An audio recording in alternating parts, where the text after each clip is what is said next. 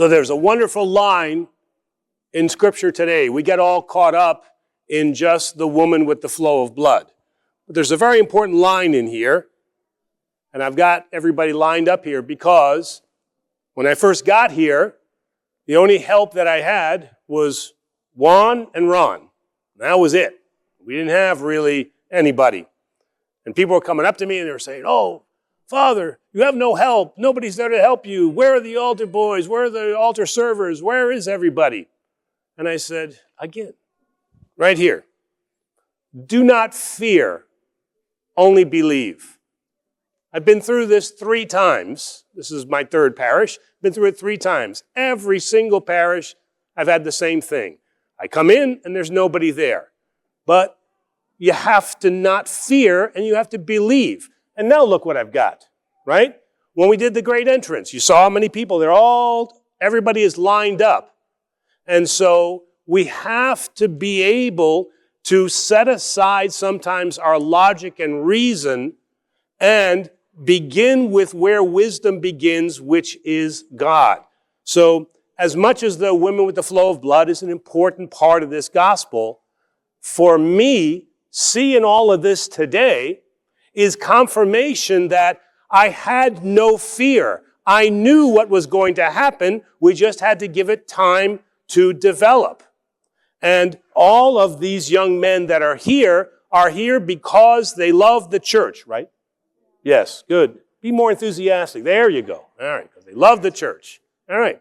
And what the other thing is, again, if you look at all of the baptisms that have happened and all of the new kids that we're bringing in, and these parents are averaging about 3 kids per household, which is way above the norm, which is typically like 1.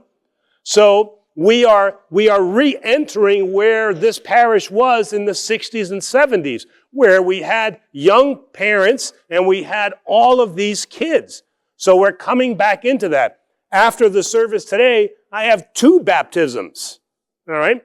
And so these are 2nd and 3rd children of families that I have married, or households that I have married here. What was important to me to realize early on in my priesthood, which is what we all have to recognize, is don't fear. That doesn't mean sit around and do nothing, but what it means is give God a chance to develop what it is that's important here in our parish. Yes, all of these kids and all of these young men, not kids, young men have come here to serve the church, but we've had to pick them one by one to get them interested. Their parents brought them here.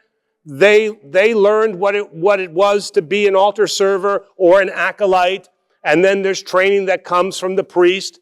But with that, slowly by slowly, we've been able to build this back to not to exactly what it was in the 60s and 70s, but it's the show of the power of God.